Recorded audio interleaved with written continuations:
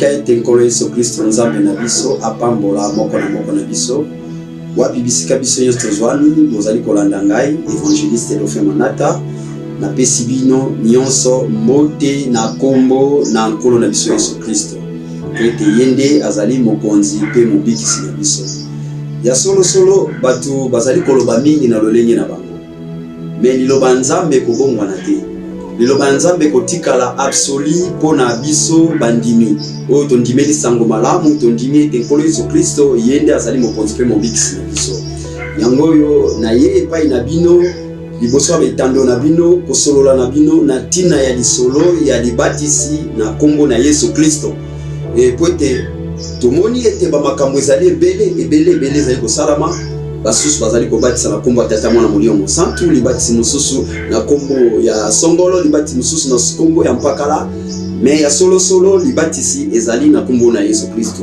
me koloba na munoko ezali malamu mingi te solo esengeli totala na makomi boni nkolo na biso Yesu Kristo atikaki ba ordonnance na ye oyo ete ba disciple na ye oyo tobengaki ba apôtre basalaki lolenge ye atikaki contradiction moko na kati na likomi na nzambe ezali te liloba nzambe ezali solo ekotika bobele solo ya solo ngai pe ndeko na bino nazwaka libatisi tango na kala na kombo ya Tata Mwana Molimo Mosantu kasi tango na sosolaki makomi oyo na ndimi ete Yesu Kristo yende azali Jehova ya Ancien Testament yende nzambe na biso solo baninga ngai pe nalandaki Biblia oyo elobi poete nkolo na biso alobi ete maloba ya bato nyonso ezala lokuta kaka bobele ya ngai nzambe ezala solo nde yango na ye liboso na bino koyebisa bino ete liloba na nzambe ezali absolu par excellence yango etikali vraiment absolu yango etikali monument eloko moko koki kolongola yango ezali te ata bato batelemi koloba ete oyo yango te Biblia pe ezali solo te batraduire yango na balangue bele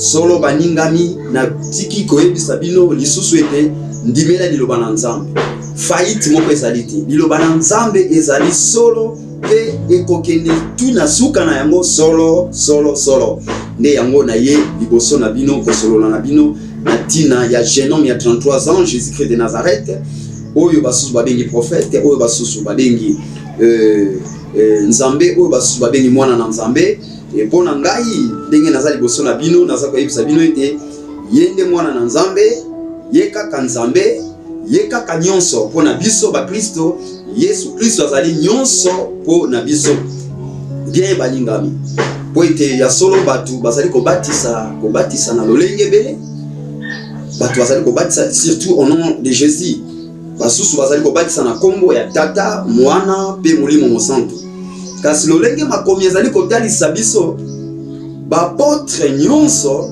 babatisaki bato na kombo na Yesu Kristo po ete Yesu Kristo alobaki manso bokosala bosala na kombo na ngai na nzela ya ntoma Petelo parce que Yesu Kristo yende Molimo Mosantu te Bible ezali koyebisa biso c'est poussé du Saint-Esprit ils ont tous parlé de la part du Seigneur c'est-à-dire tango moni Thomas Polo azali koloba ezali yete Yesu Kristo ne katina tango moni Petelo koloba ezali yete ezali Yesu Kristo katina yango nde na ye ko talisa mwa likambo oyo esengeli po ete contradiction ezali mwa makasi nde sengeli to solola na tina ya libatisi na kombo na Yesu Kristo po ete de Genèse Apocalypse moto te abatisaki na kombo ya Tata Mwana Molimo Mosantu moto te abatisaki moto na kombo ya moto Songolo ba nyonso babatisaki kaka bobele na kombo na Yesu Kristo po ete biso banso oyo tozali ba chrétiens partout dans le monde toza fondé sur les enseignements des apôtres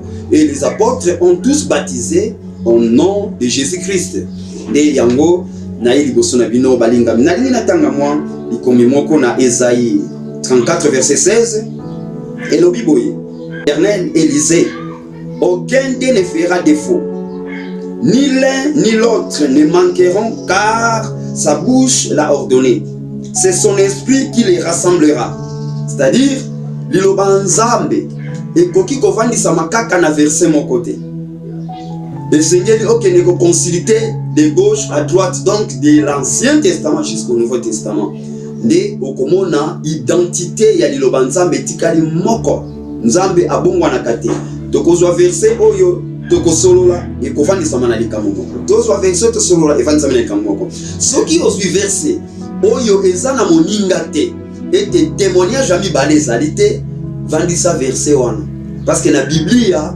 ezali ete tango tangi verset oyo molingami mosusu azali mpona kointerpréter même parole nde yango omoni biblia kuna ezali koyebisa biso na Esaïe 34 verset 16 ete tokoki ata mokolo moko te kozwa liloba na nzambe à la volée, c'est-à-dire nzambe nde azali ko rassembler ni l'un ni l'autre akozala na contradiction.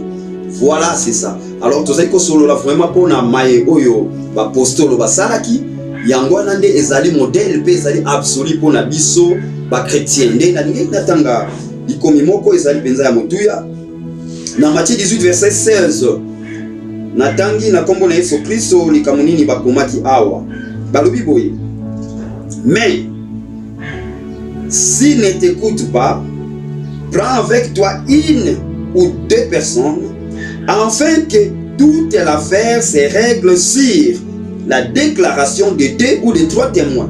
C'est-à-dire, la Bible de Genèse et Apocalypse, la déclaration nyonso bana ko salama na présence il y a deux ou trois témoins. Ceux qui témoins zakaka moko ezali soloté. Témoins ezali deux témoins ou trois. Et même dans la Bible, c'est la même chose. Dieu ne change pas. Il n'est pas un fils de l'homme pour mentir. Et sa parole est toujours la vérité. Donc, azali nzambe oyo soki alobi boye akobongola liloba na ete.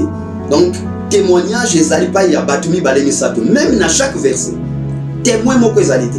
Soki oza na verset moko elobi, kende koluka mosusu ezali kaka koloba lolenge moko. Sika wana koyeba te ya solo liloba na nzambe ezali modèle, ezali juste, ezali classé par l'ordre du Saint-Esprit. Oh, balinga mina kati na nkolo, oyebi ete liloba moto nyonso azali ko interpréter na ndenge na basali na nzambe moto na moto pe ba communauté nyonso ezali ko mema liloba nzambe bato na ndenge na bango. Kasi liloba nzambe kotika soko na seko liloba na nzambe ekobongwanaka ata mokolo moko te. Kolo Yesu Kristo alobaki na nzela ya Thomas Paulo ete nyonso bokosala en œuvre ou en parole, faites ça au nom de Jésus-Christ. C'est-à-dire tangu tozali kokende kosala mosala oyo ya libatisi tokosala yango na kombo na Yesu Kristo bolandisama lolenge kani bapotre basalaki yango.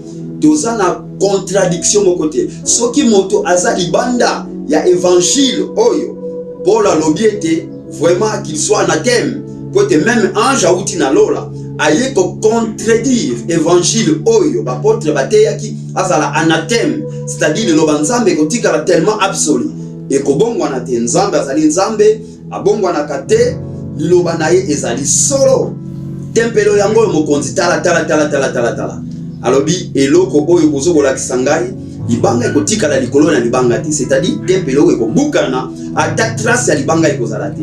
Lelo tomona tempelo ebukana kasi mosquée d'Oumar eza installé pa Yohana depuis longtemps nanzela ba romain nanzela Titus oyo asalaki massacre na mboka Israël kuna na Jérusalem.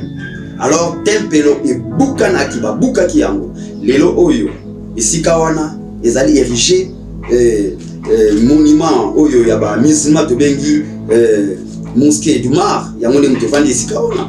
Alors liloba nzambe ezali solo nyonso loba milikuta ezali te bana na Israël bazalaki éparpillés dans la parole de Dieu.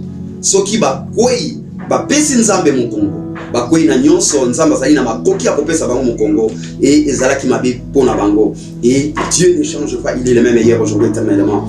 Liloba na ye ezali solo yango na ko évoluer moke ko tanga lisusu likomi mosusu po ete toyeba boni nzambe na biso azali kosala. Na 2 Thessaloniciens chapitre 2 verset 11 Kolo alobi na nzela ya Thomas Paulo boye. Ainsi Dieu leur envoie une puissance d'égarement pour qu'ils croient au mensonge. Nzambe na lola yende atindaka molimo ya égarement akotinda ngo na banayi atindaka yango na baye oyo bazalaki prédestiné avant la fondation du monde. bakozwaka esprit d'égarement, même les prédicateurs bakote à mensonge, bakote à na conformité à liloba na nzambe te. Alors nzambe alobi na kotinda esprit d'égarement. Mais pour l'épouse du Seigneur, l'esprit d'égarement ezalité. Bango de baza na solo parce que nzambe bo solo na ye apesi yango na mwasi na ye ya libala. Bien aimé dans le Seigneur, mwasi ya libala azali tellement positionné. Ayebi ete écrivain ya liloba o ezali nani, ayebi ete auteur de la Bible ezali nani, ayebi ete le Jéhovah de l'Ancien Testament azali na kombo na Yesu Kristo. C'est ça l'épouse de Jésus-Christ. Ayebi ete mobali na libala mosusu azali te, mobali na libala solo kaka bobele Yesu Kristo de Nazareth. Nde yango wana ba disciple basalaki nyonso oyo mokonzi Yesu atalisaki bango na makomi. Molimo ya kokosa, molimo ya puissance ya égarement ezalaki epai na bango te. Bango nde bapostolo bazalaki poussé du Saint-Esprit balobaki nyonso de la part du Seigneur Jésus-Christ de Nazareth. Vraiment ya solo kolo Yesu Kristo nzambe na biso abambola biso na meki pe ko simba lisusu likomi moko poto kota mpe pona makambo ya etalima libatisi. Likambo ya libatisi balingami ezali vraiment engagement d'une bonne conscience envers Dieu. Libatisi ozali kozwa esengeli koyeba yango. Église komemo na lola te. Pasteur na yo komema yo na lola te. Mais na lola nzela nango ezali liloba na nzambe. Na kobika liloba na nzambe. Na kozwa solo ya liloba na nzambe. Nde yango wana nde ezali porte par excellence pour la komema yo na lola. Oyo nyonso ezali ya contradiction na liloba nzambe, c'est le diable. Nzambe akobongwa na te. Tolingi totanga Matthieu 28. Na Matthieu 28 tango tokotanga yango, nde na lingi tosolola moke. Toyeba ete nkolo Yesu Kristo tango azokoloba boye, alobi yango na tina nini? Po ete na Matthieu 28 verset 19, alobi ete bakende mokili mobimba. Kote ya sango malamu, kosala ba disciple, ete ba disciple bazo libatisi na kombo ya ta. Tolo alobaki molimo na tango yeye mta koloba na solo nyonso na nzela na bango. Tango yeye, les apôtres ont baptisé au nom de Jésus-Christ. Est-ce que likambo ezali contradiction? Maître alobi ndenge mosusu, ba disciple pe balobi ndenge mosusu? Non. Dans la Bible, il n'y a pas la contradiction. Raison pour laquelle on a mis dans le verset Oyo, Bissonios Toyebi Yango, Matthieu chapitre 28, verset 19. Allez faites de toutes les nations des disciples, les baptisant au nom du Père, du Fils et du Saint-Esprit. Waouh! Allez baptiser dans le nom du Père, du Fils et du Saint-Esprit. Mais les Kamaroka, moi, les noms là que le Seigneur a dit, c'était au singulier. C'était pas au pluriel. Les noms c'était au singulier. Mais le Père, Fils, Saint-Esprit, c'était au pluriel parce que 3 personnes. Pourquoi Dieu, Jésus-Christ est notre Dieu, le Jéhovah de l'Ancien Testament? Alors, il a été allé baptiser dans les noms qui est au singulier. Dans Matthieu 28, verset 19, allez baptiser en nom. Les noms là, c'est au singulier. Mais le Père, Fils et Saint-Esprit, c'est 3 personnes, c'est au pluriel normalement. Pourquoi? C'est un mystère. Mystère. Mais c'est déjà dévoilé par les apôtres. Et bombamité. Les alliés déjà dévoilés. Les alliés, les kambu ya koka, mo ya kolobate, ndenge, kolo Yesu Kristo alobaki yango yonde biso tukini batisa. Kolo alobaki bongote. Kolo alobaki ndebo. Le Père a un nom. Allez baptiser les noms du Père. Le Fils a un nom et le Saint-Esprit a un nom. C'est ça les noms. Et pourquoi tate zalinani? Pourquoi moi les zalinani? Pourquoi mourir mon sang des zalinani? Bien aimé dans le Seigneur, notre Dieu est tellement meilleur. Un bon Dieu. Il ne ment pas. Sa parole est la vérité, bien aimé dans le Seigneur. Alors, toza bisonion se stengelitos talakaka absolu. Tu es la parole de Dieu. Nzambe abolunga nakate. Molimo mosantu tango ye kambaki na solo nyonso boye elobaki nkolo Yesu Kristo. E kambaki bango na lukutate. E kambaki na contradiction te. Kolo Yesu Kristo tango alobaki boye alobaki te boke ne batisa na komba tata mwana molimo mosantu. Les noms c'était au singulier. C'est-à-dire allez baptiser en nom qui est au singulier. Au nom du Père. C'est-à-dire le Père a un nom, le Fils a un nom et le Saint-Esprit a un nom. N'oubliez pas ça, bien aimé dans le Seigneur. Alors, to kozwa makomi kotala makomi boni nkolo akosunga biso na lecture ya liloba na ye kotala ete en tout cas liloba nzambe ezali solo. Na soki bino likomi moko. Nzambe na biso lokola za malamu abongwanaka te, oyo nyonso ya ye ezali solo. Nde nazwi Jean chapitre 5 verset 43 elobi likambo moko ya malamu, likambo moko vraiment ya malamu toyeba ete ya solo. Les noms, le père a un nom, le père a un nom. Personne n'a kotambola na nzela babenge père, non. Le père c'est un nom commun, c'est pas un nom propre. Et Dieu a un nom propre. Le nom propre de Dieu, c'est Seigneur Jésus-Christ. C'est ça le nom de Dieu. Et babulunga na nyonso nezali pasi mingi, parce que moto so azwi libati na kombo na Yesu Christ te boni ko soit pardon de péché. Oh, que Dieu nous bénisse. Dieu baye bazali kolanda ngai et bisika biso bozwami kolo Yesu Christ nzambe na bomoi oya salaki lola pe mabele aleka na kopambola bino. Voyez, si un autre vient en son nom propre, vous le recevrez. Je suis venu moi au nom propre de mon Dieu, de mon Père, et vous ne me recevez pas. Si quelqu'un d'autre vient en son nom propre, vous le recevrez. C'est-à-dire Jésus-Christ. Kombo wana ezali kombo ya tata. Na ye na kombo ya tata. Kombo bozo bengelanga yango nde kombo ya tata. Me bobo yiko yambango. Bobo yiko ndima yango. Me kasi moto bosusu soka ye na kombo na ye solo. Bino nde boyambi. Ya solo kombo na Nzambe ezali Yesu. Parce que la Bible ne peut jamais mentir. C'est l'absolu de notre Dieu. Ayaki na kombo mosusu te. Kombo babengaki Yesu, c'est le nom de Dieu. Croyez-moi, mes frères et sœurs, dans le Seigneur et le serviteur de Dieu. Oyo bozali kolandanga bisika nyonso bozwami. Nzambe azana kombo depuis l'Ancien Testament. Kombo oye bomba maki bikeke na bikeke. Tangu Moïse, Nzambe azali koyebisa ye na monanaki na Abraham na kombo ya seko na seko te. Kombo na seko ezali. Thomas Paul a biso na Hébreux 13:8, Jésus-Christ est le même hier, aujourd'hui et éternellement. C'est-à-dire, le nom de l'éternité, d'éternité à l'éternité, c'est le nom de Jésus-Christ. Kombo waneza seko na seko. Kombo waneza na kombo mosusu te. Lola mabele se na mabele kombo mosusu epesa meli biso te sali kombo wana. Na makambo nyonso makomi lobi esengeli to sala yango bobele na kombo na Yesu Kristo. En tout cas, Nzambe na biso asa malamu. Asali makambo maike pona kotalisa biso bana na ye ete azali Nzambe ya solo. Liloba na ye bomwa na kanango te. Liloba na ye ezali solo. Soki ondimi liloba oyo, bien aimé dans le Seigneur, Dieu est bon. Dieu est Dieu. Il ne change pas. Il ne change pas. Sa parole est la vérité.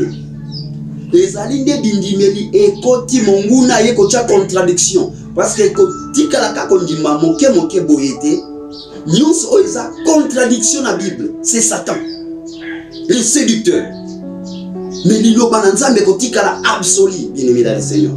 Et dans Jean chapitre 14 verset 26. Kolo Yesu Kristo yemo azali koloba boye.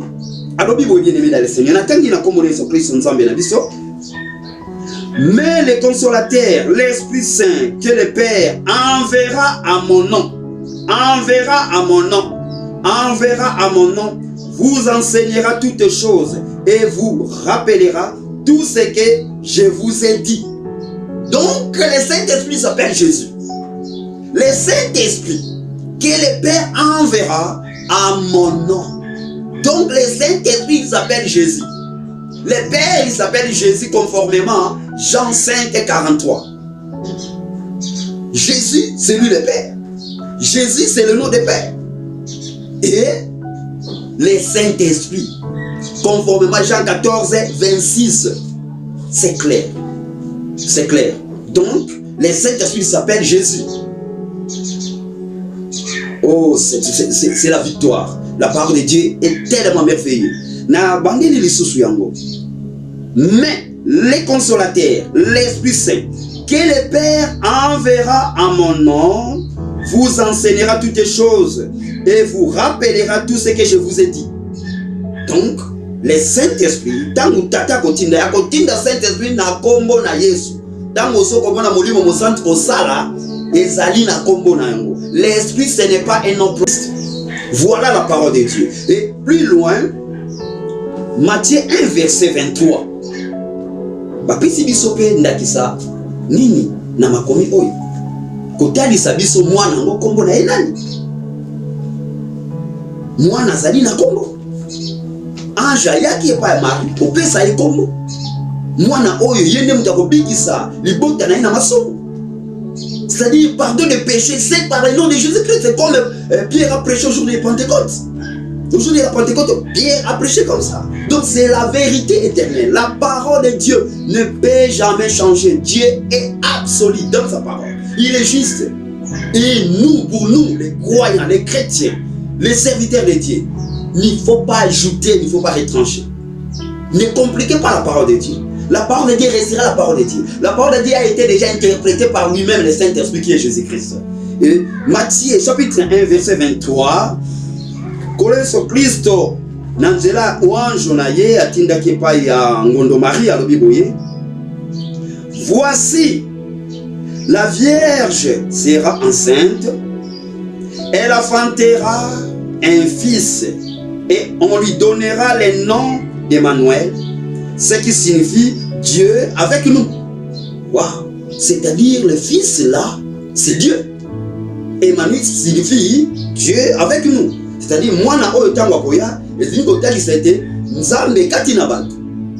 La parole de Dieu ne ment pas, c'est la vérité éternelle. C'est la vérité éternelle. Et tango tozwi verset 21 nango elobi biso. Na Matthieu 1 verset 21, elle enfantera un fils et on lui donnera le nom de Jésus. C'est lui qui sauvera son peuple de ses péchés. Je répète encore. Matthieu chapitre 1 verset 21. Elle enfantera, c'est-à-dire la femme, la fille, elle enfantera un fils et tu lui donneras le nom d'Emmanuel, c'est-à-dire le nom de Jésus. C'est lui qui sauvera son peuple de ses péchés. Donc l'enfant s'appellera Jésus. Et que la repentance et le pardon des péchés seraient prêchés à son nom à toutes les nations, à commencer par Jérusalem. Vous êtes témoins de ces choses. Vous voyez? Donc, le pardon des péchés et la repentance. Jésus-Christ a dit à ses disciples que Yambone kote yamana kombo nae. Raison pour laquelle Pierre mokolo wana lokola nkolo ebisaki apesaki e fongola. Fongola wana oya ko fongola ko pesa batu milimo mosantu. Fongola oyo ezoko fongola nyonso okoloba na selo le fongoli. Mokolo na Pierre tango azaki fongola wana telemaki pona koloba. Alobaki ete repentez-vous et que chacun de vous soit baptisé au nom de Jésus-Christ pour le pardon de vos péchés et vous recevrez les dons du Saint-Esprit. Et kamuisaki batu. Batu batonda ki bayaki. Bayaki nini kosala? Bamona ki batu bazali koganga na mbonga ya tongo na 9h du matin. Bazali koganga pona bango bakanisa ki ete batu balangwe masanga. Pete la telemaki mbala na ya yambo pona ko teya sango malamu ko yebisa bango non. Batu bozali komona balango ete. Ezali elaka o epesa maki na Joël 2 nde yango basili kozwa yango. E batu kisamaki mitemo. Po ete mutu pona kokota na porte na Nzambe, kokota na porte ya lola, et c'est par la repentance. Et de pete la telemaki pona koganga ko yebisa bango lokola bosengi boyebisi ngai ete tosala nini? Ayebisi bango repentez-vous et que chacun de vous soit baptisé au nom de Jésus-Christ pour le pardon de vos péchés et vous recevrez les dons du Saint-Esprit. Donc, Kunana, Acte chapitre 2, verset 38 à 39. Il y a solo bien-aimé dans le Seigneur, ezalaki mokolo oyo, église de primitive et bandaki mosala na yango. Mokolo oyo molimo mosanto kitaki. Ma combien de bien que par poussée du Saint-Esprit qu'ils ont tous parlé de la part du Seigneur. Donc, oyo balobaki, ezalaki de la part du Seigneur, car le Seigneur c'est lui le Saint-Esprit. De kokota kati na batu kovanda koloba ete libatisi ezalaki kaka na kombo na Yesu Kristo. Et Pétro a insisté pour le pardon de vos péchés. C'est-à-dire nanzela libatisi na kombo na Yesu Kristo nde yangwana ozali kozwa li bolimbisi na masumu nde nkolo Yesu Kristo azali na makoki ya kopesa yo molimo mosantu na lolenge yo ondimi liloba na ye pe ondimi ye mokonzi pe mobikisi nde yangwana esalaki na bapostolo nyonso. Tokamwe pe kuna na mboka Efeze même Saint Paul akendaki kaka kosala likambo oyo. Ye pe kuna na mboka Efeze akutanaki na ba disciple bazalaki kosala mosala na bango na nzela, je ne sais pas quoi bazalaki kosala, mais Thomas Polo atelemisaki bango tuna bango bino boni est-ce que c'est besoin molimo mosantu uta bondimela nkolo Yesu Kristo bayebisi ete toyokana nute ete molimo mosantu ezalaka. Nde Thomas Polo atuni bango boye libatisi nini bozwaki, alekaki na koyebisa bango ke koyebisa Thomas Polo tolete libatisi bito tozwaki ezalaki libatisi ya Yohane Mobatisi. Alobi non Yohane abatisaki libatisi ya kobongola mutema koyebisa bato bandima oyo akoya sima na ye ezalaki nde nkolo Yesu Kristo. Makomi elobi na Acte chapitre 19 verset 5, sur ces paroles ils furent baptisés au nom de Jésus-Christ de Nazareth, tandis que bango bazwaki déjà libatisi ya Yohane, donc bazalaki rebaptisé par le nom de Jésus-Christ de Nazareth. Pour le côté de sa bango te baptême o eza yango lisusu te, ya solo baptême libatisi ezali na kombo na Yesu Kristo. Nde lisusu tomoni Priscille na Kilas bamonaki pe Apollo, un grand évangéliste, un éloquent, alekaki na koteya sango malamu, koteya azaki na certitude mais kasi azangaki likambo moko ya bandaki koteya libatisi ya Yohane, bazwaki ye bamemaki ye na ndako basololaki malamu kotalisa ete libatisi atikaki mibeko ete nyonso na kombo na ye.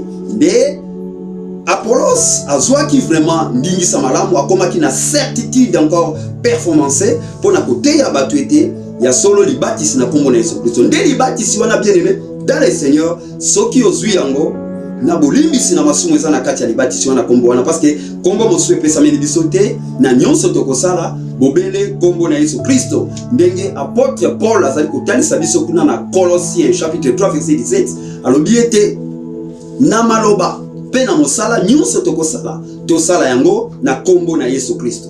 Nde asili koloba lisusu na Baefesia kuna na Ephésiens chapitre 4 verset 5, alobi boye ezali kaka mokonzi azalaka moko, kondima pe ezali moko, libatisi pe ezali kaka moko. Alors libatisi ezali mibale te, libatisi ezali kaka moko na kombo na Yesu. Libatisi wana yango ezali kopesa yo porte ete molimo mosantu ezala partage na yo ya solo Nzambe a predestina bana na ye uta yambo mokili ezala bango wana nde bakondima pe bakozala na conformité ya liloba na Nzambe. Yo ozali koyoka ngai nalingi oyeba ete soki ozwaka libatisi na kombo tata mwana molimo mosantu, libatisi wana eza na porte moko te. Tango Pierre azali koloba repentez-vous, alobi et que chacun de vous soit baptisé au nom de Jésus-Christ. Le nom du Père c'est Jésus-Christ, le nom du Fils c'est Jésus-Christ et le nom du Saint-Esprit c'est Jésus-Christ. Na nzela ya kombo wana nde bokozwa libatisi pe bokozwa bolimbisi na masumu kolo Yesu Nzambe na bomoi akopesa biso molimo mosantu oyo ozali wapi bisika nyonso zwami. Soki oyoki lisango oyo etuti motema na yo otali be critique ete ezali ko collaborer conforme-toi à la parole. Dieu est juste, il est fidèle à sa parole. Que Dieu vous bénisse abondamment.